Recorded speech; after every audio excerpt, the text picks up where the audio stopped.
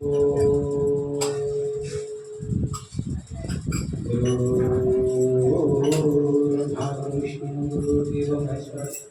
साक्षात् परम ब्रह्मा तस्मै श्री।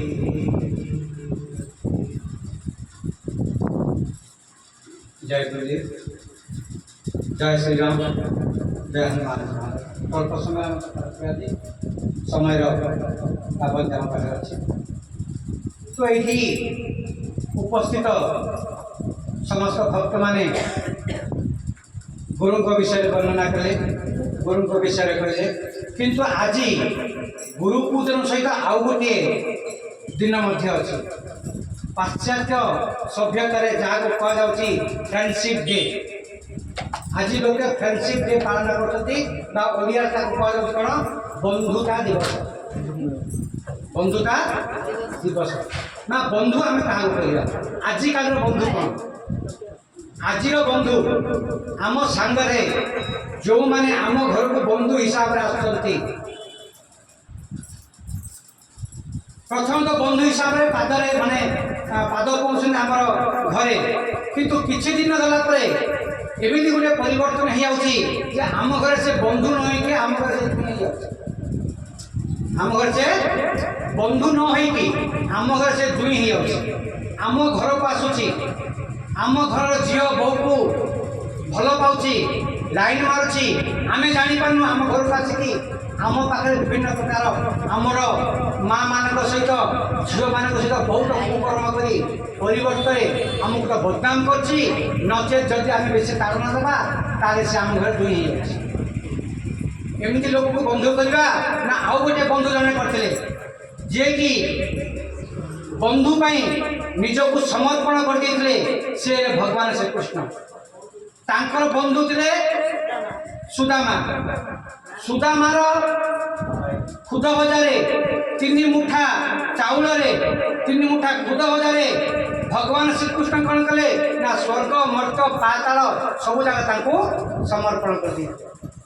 एमती बंधु थाऊ थाऊ आज आम कौन करचे ए प्रलोभन पड़ी ए पाश्चात्य सभ्यता पड़ी आम रक्त मांस शरीर बंधु करते।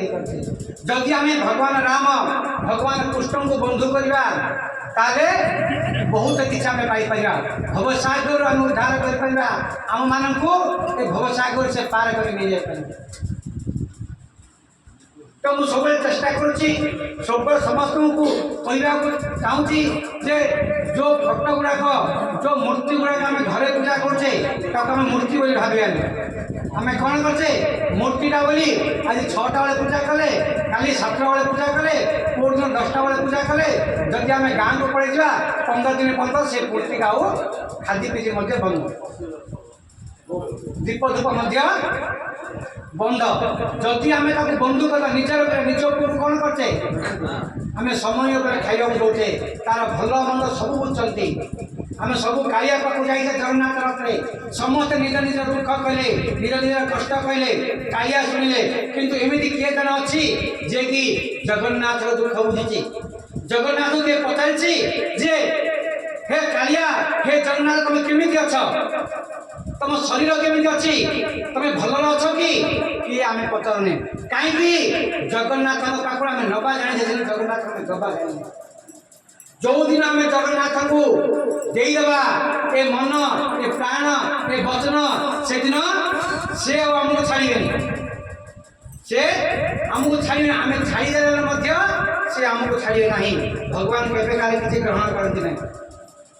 दिनकर घटना भगवान श्रीकृष्ण आसती विद्रोह जाकि विद्राणी कहते विद्राणी आज भगवान कृष्ण आम घरे भोजन करेंगे आम घरे खाइबे।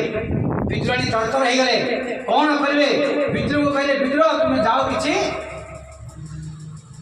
प्रसाद आन कि कंचा परिवा आन भगवान रोसे बासे कर सेवा दवा से समय विद्राणी कौन कला ना प्रभु आसती शुद्ध हेबी शौच हेबी बोली बाथरूम पड़ेगा गाधुआ पाद होगापी अधा गाधुआ से भगवान श्रीकृष्ण आसी कबाट मार विद्रोही पक्ष माने विद्रोही स्नान कर पचारुची किए आसीच भगवान श्रीकृष्ण कहले मु आसी मु तुम सखा आसी ଆଉ ବିଦୁରାଣୀକୁ ହୋସ ରହିଲାନି। ସେ ଯେମିତି ଭାବରେ ସ୍ନାନ କରୁଥିଲେ ସେମିତି ଭାବରେ ଚାଲି ଆସିଲେ, ଆଉ କବାଟ ଖୋଲିଦେଲେ, ପ୍ରଣାମ କଲେ। ତାଙ୍କ ଶରୀର ଉପରେ ତାଙ୍କର ଅସ୍ତିତ୍ୱ ରହିଲା ନାହିଁ। ମୁଁ କେମିତି ଅଛି ଚିନ୍ତା କଲେ ନାହିଁ।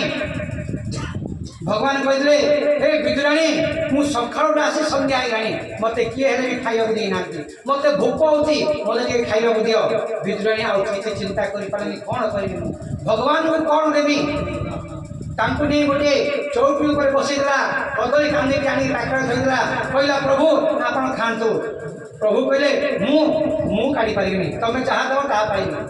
ଏଥିରେ ଭାବର ସହିତ, ଶ୍ରଦ୍ଧାର ସହିତ, ପ୍ରେମର ସହିତ ଆଜି ବିଦୁରାଣୀ ଖାଇବାକୁ ଦଉଛି କ'ଣ ନା କଦଳୀ ଛଡ଼େଇ ଦଉଛି, କଦଳୀ ଗୁଡ଼ାକ ତଳେ ପକେଇ ଦଉଛି, ଆଉ ଭଗବାନ ଶ୍ରୀକୃଷ୍ଣଙ୍କୁ ଚୋପା ଖାଇବାକୁ ଦଉଛି। ଜଗନ୍ନାଥଙ୍କୁ କଦଳୀ ଚୋପା ଖାଇବାକୁ ଦଉଛି, ଆଉ ଯେତିକି କଦଳୀ ତଳେ ପକେଇ ଦଉଛି। ଆଉ ଭଗବାନ ଶ୍ରୀକୃଷ୍ଣ କହୁନାହାନ୍ତି ଯେ, ହେ ବିଦୁରାଣୀ, ଆରେ ମତେ ତମେ ଚୋପା ଖାଇବାକୁ ଦଉଛ ବୋଲି। ଭାବର ସହିତ, ପ୍ରେମର ସହିତ ଆଜି ବିଦୁରାଣୀ ଭଗବାନ ଶ୍ରୀକୃଷ୍ଣ ହାତରୁ ଚୋପା ଯାକ ଖାଉଛନ୍ତି।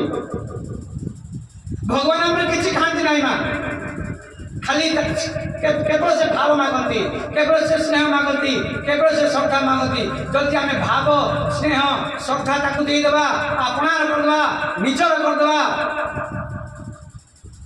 ତାହେଲେ ଭଗବାନ ଆମର ପାଖରେ ସବୁବେଳେ ଥିବେ। ଆପଣ ସବୁମାନେ ସମସ୍ତେ ବରାହ ପୁରାଣ ପଢ଼ିଥିବେ। ବରାହ ପୁରାଣରେ ମା ଲକ୍ଷ୍ମୀ ପଚାରୁଛନ୍ତି, ହେ ଭଗବାନ, ହେ ନାରାୟଣ, ଏ ଲୋକ ଯାକ ସମସ୍ତେ ତମର ନାଁ ନେଉଛନ୍ତି, ତାଙ୍କୁ କ'ଣ ମିଳିବ?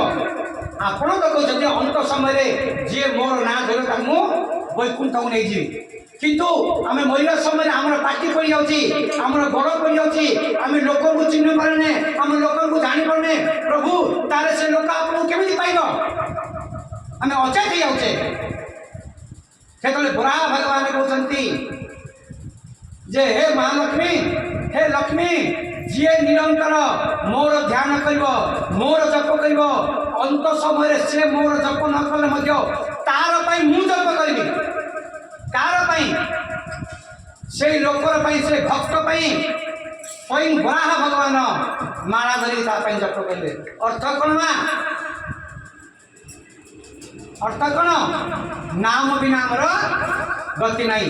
ଭଗବାନ ବିନା ଆମର ନାହିଁ। ଭଗବାନ ଅଛନ୍ତି କି ନାହିଁ ଆମେ ଜାଣିନେ, କିନ୍ତୁ ନାମ ଆମ ପାଖରେ ଅଛି, ନାମ ବ୍ରହ୍ମ ଅଛି। ତେଣୁକରି ଆମେ ସମସ୍ତ ଗୁରୁଙ୍କ ଶରଣକୁ ଯିବା, ଗୁରୁଙ୍କ ପାଖରୁ ନାମ ନେବା, ପ୍ରତ୍ୟେକ ଦିନ ନାମ କରିବା, ଜପ କରିବା, ସାଧନା କରିବା, ଏବଂ ଅନ୍ତ ସମୟରେ ଆମେ ଭବସାଗରରୁ ପାର ହେଇଯିବା। ବୋଲେ ଶ୍ରୀ ରାମଚନ୍ଦ୍ର